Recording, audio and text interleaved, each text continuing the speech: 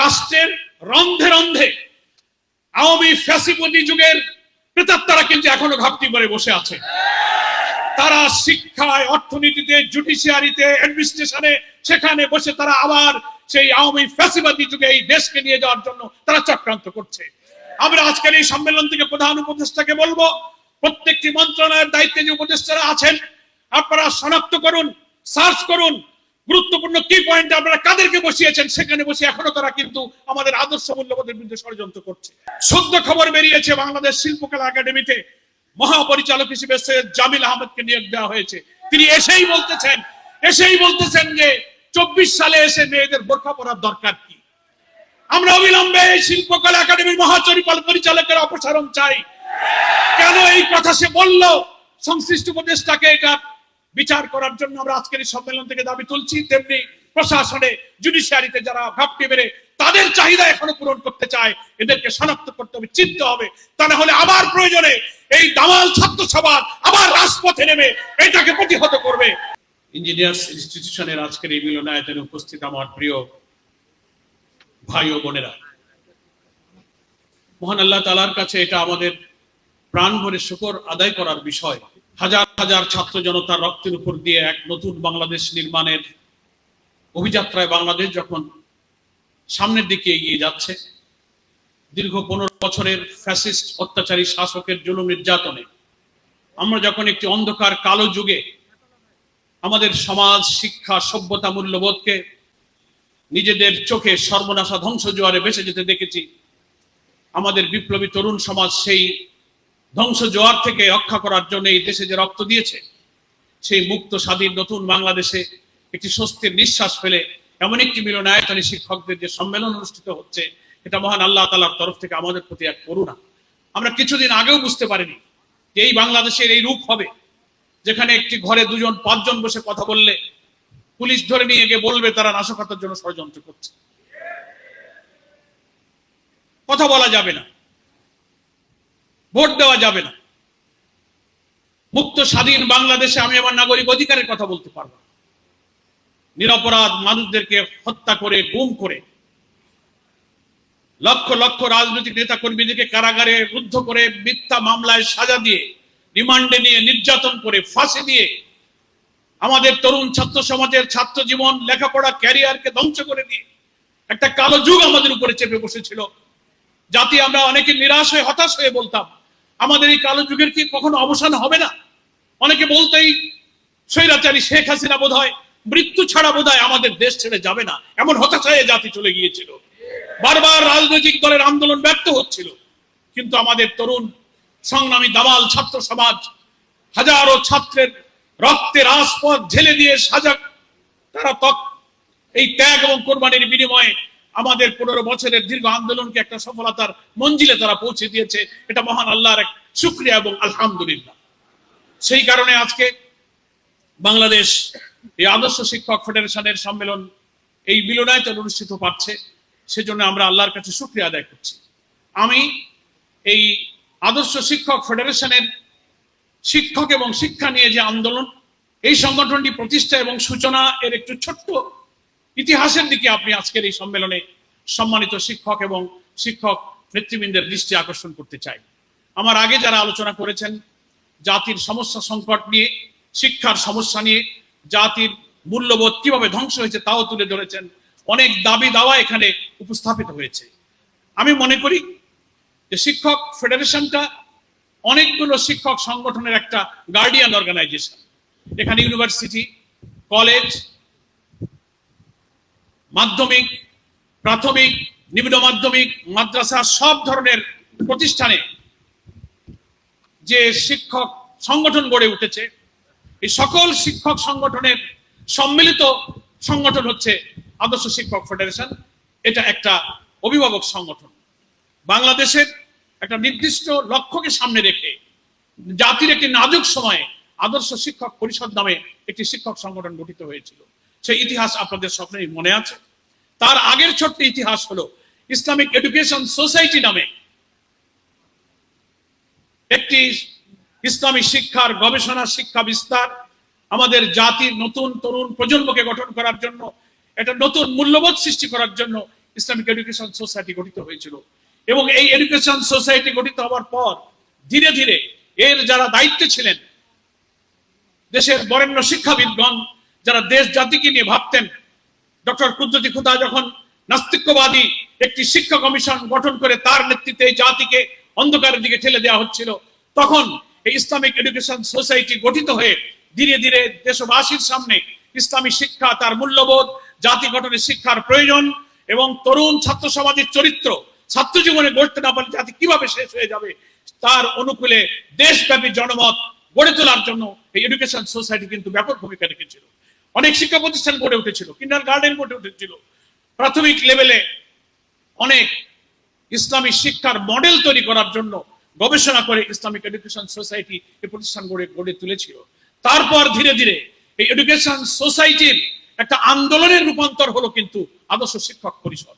তারপরে সেই শিক্ষক পরিষদ থেকে সিদ্ধান্ত হলো যে আমরা বিশ্ববিদ্যালয়ের শিক্ষকদের, কলেজ শিক্ষকদের, প্রাইভেট ইউনিভার্সিটিতে, আমরা স্কুলে, প্রাইমারি স্কুলে, মাদ্রাসায়, প্রত্যেকটি জায়গায় জায়গায় শিক্ষক সংগঠন গড়ে তোলা হলো। তারপর সেই সকল সংগঠনকে, শিক্ষক পেশার সংগঠনকে কারা গার্জিয়ানশিপ দেবেন, কারা গাইড দেবেন, তখনই এটাকে ফেডারেশন নামে, একটা সকল শিক্ষকদের ফেডারেশন নামে রূপান্তরিত করা হলো। এখন কথা হচ্ছে যে বাংলাদেশে আরো অনেক শিক্ষক সংগঠন আছে, ফেডারেশন আছে। সাধারণত দেখা যায়, প্রচলিত অর্থে রেওয়াজ হয়েছে যে সকল শিক্ষক অথবা পেশাজীবী সংগঠনগুলোর নেচারই হলো যে তারা সেই পেশার দাবি দেওয়া, আমাদের বেতন বৃদ্ধি, আমাদের ইনক্রিমেন্ট, আমাদের চাকরি, আমাদের পদায়ন, আমাদের সুযোগ সুবিধা ইত্যাদি নিয়ে প্রধানত পেশাজীবী সংগঠনগুলো কিন্তু তারা বক্তব্য রাখেন, দাবি দেওয়া পেশ করেন। পেশাজীবী সংগঠনগুলোর এটাই কিন্তু সবচেয়ে বড় নেচার হয়ে দাঁড়িয়েছে। কিন্তু তার থেকে এই আদর্শ শিক্ষক ফেডারেশনের একটি ব্যতিক্রমধর্মী বৈশিষ্ট্য রয়েছে। সেই বৈশিষ্ট্য হচ্ছে যে তারা শুধু নিজেদের দাবি দেওয়া নিয়ে চিন্তা করে না, নিজেদের রুটি রুজির সংগ্রামটাই ছিল তাদের মুখ্য বিষয় নয়, বরং এই দেশ, এই জাতি, এই সভ্যতা, নতুন প্রজন্মকে একটি আদর্শিক জাতি হিসেবে নৈতিকতার চরিত্রের চরম উৎকর্ষতায় নিয়ে কি করে আমাদের সৃষ্টির লক্ষ্যকে আমরা পূরণ করতে পারি, সেই আদর্শ লক্ষ্যেই শিক্ষক সমাজকে সংগঠিত করা এবং জাতির সামনে সেই অবদান রাখা, এটাও কিন্তু এই আদর্শ শিক্ষক ফেডারেশনের একটি লক্ষ্য। সেই লক্ষ্যে আজকের এই শিক্ষক সম্মেলনে সম্মানিত শিক্ষক নেতৃবৃন্দ, অনেক গবেষক, অনেক স্কলার, অনেক শিক্ষক নেতৃবৃন্দ কিন্তু খুব গুরুত্বপূর্ণ আলোচনা করেছেন। আমাদের মনে রাখতে হবে যে আমাদের এই শিক্ষা ব্যবস্থাকে যতই আমরা দাবি দাওয়া করি, এই যে একটা কথা আছে যে সর্বাঙ্গে ঘা মলম দিব কোথা। জাতি এতকাল এক এক সময় এক এক অপশাসন, স্বৈর শাসন, সেকুলার এবং নাস্তিক্যবাদী শাসকদের হাতে পড়ে আমাদের শিক্ষা ব্যবস্থা কিন্তু তছনছ হয়ে গেছে। ফলে আমরা আজকে এই দাবি করতে চাই, ওই দাবি করতে চাই, এইটা করতে হবে, কিন্তু আসলে কোনো জায়গায় একটা জায়গা মেরামত করে এই জাতির আসল আশা কিন্তু পূর্ণ হবে না। কারণ আমাদের বর্তমান যে শিক্ষা ব্যবস্থা আমাদের দেশে চলছে, এক এক সময় এক এক সরকার আসেন, নতুন করে দর্শন দেন, শিক্ষা কমিশন গঠন করেন। এখন সর্বশেষ এই ফ্যাসিবাদী হাসিনা সরকার শিক্ষা ব্যবস্থাকে যে প্রান্ত সীমায় তারা নিয়ে গিয়েছে, চরিত্র, নৈতিকতা ধ্বংস করেছে, মূল্যবোধ ধ্বংস করেছে। আমাদের সন্তানদের চরিত্রহীন করে গড়ে তোলার জন্য পাঠ্যপুস্তক থেকে ইসলাম এবং ইসলামী আকীদা সংক্রান্ত সবকিছুকে তুলে দিয়ে নাস্তিক্যবাদী, বস্তুবাদী এবং সেই সমকামী শিক্ষা এবং জেন্ডার থিঙ্কিং এর নামে আমাদের শিক্ষা ব্যবস্থাকে তারা শেষ করে দিয়েছে। এবং যে কারণে আজকে বিশ্ববিদ্যালয়ের বড় বড় প্রফেসর থেকে শুরু করে প্রাইমারি স্কুলের টিচার পর্যন্ত জনগণের নৈতিকতা, ছাত্রদের নৈতিকতার কথা কি বলবো, শিক্ষকদের নিজেদের নৈতিকতা তারাই ধ্বংসের পন্থসীমায় নিয়ে চলে গিয়েছে। ফলে আমাদের এই জোড়া তালি দেওয়া শিক্ষা ব্যবস্থা দিয়ে যতই আমরা এটাকে মেরামত করতে চেষ্টা করি, আমাদের জাতির সেই আশা আকাঙ্ক্ষা, আমাদের নতুন বাংলাদেশ যেটার স্বপ্ন আমরা দেখছি, আমাদের সোনার ছেলের রক্ত দিয়ে যে নতুন বাংলাদেশ গড়ার জন্য, নতুন দেশ বিনির্মাণের জন্য আমাদেরকে রক্তের ঋণ দিয়ে গেল, সে ঋণ কিন্তু শোধ করা যাবে না। সেই জন্য আমরা মনে করি যে মনে রাখতে হবে এই শিক্ষা ব্যবস্থা কোথা থেকে আসলো। ব্রিটিশ ভারত তারা যে শিক্ষা ব্যবস্থা রচনা করেছিল, তাদের শিক্ষার উদ্দেশ্য জাতি গঠন, দেশ গঠন, চরিত্র গঠন, এই উদ্দেশ্য তাদের ছিল না। তারা মনে করেছিল শতাব্দীর পর শতাব্দী আমাদেরকে তারা শাসন করবে, সেজন্য শিক্ষা ব্যবস্থাকে একটা কেরানি তৈরি করার শিক্ষা পাঠ্যপুস্তকে, কারিকুলামে, সিলেবাসে এমন ভাবে তারা সাজিয়েছিল যে এক ঝাঁক কেরানি তৈরি হবে এবং সেখানে একমুখী সমস্ত কিছুর মূল্যবোধ, সংখ্যাগরিষ্ঠ মানুষের আকীদা, ইসলামী মূল্যবোধকে তার মধ্যে ধারণ না করে তারা জাতিকে বিভক্ত করে ডিভাইড অ্যান্ড রুল পলিসির মধ্য দিয়ে শিক্ষা ব্যবস্থাকেও তারা বিভক্ত করে ফেললো। একদিকে মাদ্রাসা শিক্ষার নামে সীমিতভাবে, যেখানে আধুনিকতা, জ্ঞান, বিজ্ঞান, প্রযুক্তির কোনো চিহ্ন থাকলো না, নির্দিষ্ট কিছু ইসলামের নামে বিকৃত চিন্তা দিয়ে একটা শিক্ষা দাঁড় করানো হলো, বলা হলো এটা হলো একটা মাদ্রাসা শিক্ষা। আবার আধুনিক শিক্ষার নামে এমন একটা কিছু করা হলো যেখানে জ্ঞান বিজ্ঞানের কথা বলা হলো ঠিকই, কিন্তু প্রকৃত শিক্ষা সেখানে হলো না, চরিত্র নৈতিকতার কোনো স্পর্শ সে আধুনিক শিক্ষায় থাকলো না। একদিকে সৃষ্টি হলো মিস্টার, একদিকে সৃষ্টি হলো মৌলবী, জাতি দুই ভাগে বিভক্ত হয়ে গেল। একই পরিবারে, একই সমাজে দেশ, জাতি, দর্শন সম্পর্কে মারাত্মক চিন্তার বিভক্তি সৃষ্টি করে ব্রিটিশ এখানে আমাদেরকে দীর্ঘকালের শাসনের স্বপ্ন তারা দেখেছিল। কিন্তু আমাদের শহীদ আব্দুল মালেক শিক্ষার এই বৈষম্য, জাতিকে বিভক্ত করার এই ষড়যন্ত্র সম্পর্কে তিনি বলেছিলেন, আমাদের শিক্ষা হবে একমুখী শিক্ষা। আমরা মুসলিম, আমাদের জাতিসত্তা, আমাদের ঈমান, আমাদের মূল্যবোধ নিয়ে আমরা তো ডাক্তার হব, ইঞ্জিনিয়ার হব, বিজ্ঞানী হব, আমরা কবি হব, সাহিত্যিক হব, আমরা আলেম হব, যা কিছুই হব, প্রত্যেকের মধ্যে ইসলামের মূল্যবোধের বেসিক চিন্তা থাকবে। ডাক্তার হবে মুসলিম ডাক্তার হবে, ইঞ্জিনিয়ার হবে মুসলিম ইঞ্জিনিয়ার হবে, সাহিত্যিক অধ্যাপক হবে তারা মুসলিম সাহিত্যিক কবি অধ্যাপক হবে, যার বেসিক একটা পর্যায় পর্যন্ত ইসলামের বেসিক জ্ঞান থাকবে। তারপরে জ্ঞান বিজ্ঞান শিক্ষার সকল শাখায় সে বিশেষত্ব সে অর্জন করবে। কিন্তু শিক্ষাকে এইভাবে পৃথক করে আমাদের জাতিকে, দৃষ্টিভঙ্গিকে পৃথক করে বলা হয়েছে। আর রাজনীতি অঙ্গনে বিদেশি আধিপত্যবাদের যে থাবা চলছে, তাতে একদিকে শিক্ষার এই এলোমেলো অবস্থা আর রাজনীতির এই এলোমেলো অবস্থা মিলে আমাদের জাতির ভবিষ্যৎকে অন্ধকারের দিকে নিয়ে যাওয়া হয়েছে। তাই আমি সংক্ষেপে বলবো যে আদর্শ শিক্ষক ফেডারেশন শুধু নিজেদের দাবি দেওয়ার ব্যাপারে যেমন সোচ্চার থাকবেন, সাথে সাথে এই দেশ এবং জাতির নষ্ট হয়ে যাওয়া ক্ষতবিক্ষত শিক্ষা ব্যবস্থার কোন কোন জায়গায় আলাদা মলম লাগানো, তালিপটি লাগানোর কথা নয়, গোটা ব্যবস্থাকে ভেঙে, এই সভ্যতাকে ভেঙে নতুন সভ্যতা গড়ার জন্য গোটা শিক্ষক সমাজকে আন্দোলনে এগিয়ে আসতে হবে।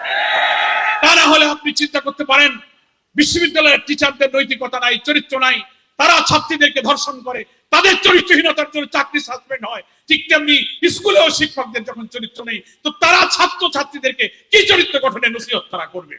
ফলে আপনি আজকে একটা জায়গায় মেরামত করতে যাবেন, কিন্তু আরেকটা জায়গা নষ্ট হয়ে যাবে। এর মূল কারণ হলো এই দেশ, এই জাতি, এই সভ্যতা, এই যে আদর্শের ভিত্তিতে আমরা দাঁড়িয়ে আছি, এই আদর্শ, এই সমাজকে ভাঙতে হবে, নতুন সমাজ গড়তে হবে।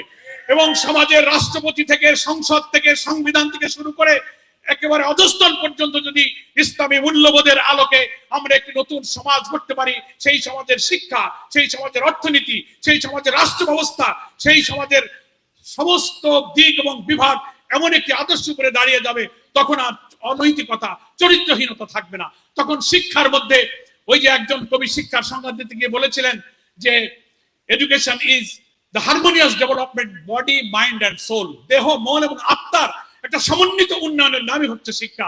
যে শিক্ষার মধ্যে চরিত্র থাকে না, নৈতিকতা থাকে না, আল্লাহ ভীতি থাকে না, সেই শিক্ষা যতই আধুনিক শিক্ষায় তারা চন্দ্রে বিজয় করুক, সৌরজগৎ আবিষ্কার করুক, কিন্তু তার চরিত্র যদি সংশোধন না হয়, তো সেই শিক্ষা দিয়ে জাতি কখনো সুন্দরভাবে গড়ে উঠতে পারে না। আদর্শ শিক্ষক ফেডারেশনের কাছে আমার তাই আবেদন থাকবে, আসুন আমরা আমাদের শিক্ষার সমস্যা নিয়ে বলবো, আমাদের দাবি দাওয়া নিয়ে বলবো, কিন্তু জাতিগতভাবে আমরা এই ব্যবস্থাকে ভেঙে দিয়ে একটি নতুন ইসলামের মূল্যবোধের ভিত্তিতে নতুন বাংলাদেশ গড়ার জন্য একটি আন্দোলনের প্রতিষ্ঠান হিসেবে আদর্শ শিক্ষক ফেডারেশন গড়ে তুলবো। আল্লাহ তাআলা আমাদেরকে সেই আন্দোলনে শামিল হয়ে নতুন বাংলাদেশের স্বপ্ন পূরণের তৌফিক দান করুন, এই কামনা করে আমি আমার বক্তব্য শেষ করছি। আমা তৌফিক ইল্লা বিল্লাহ। আসসালামু আলাইকুম ওয়া রাহমাতুল্লাহি ওয়া বারাকাতুহু।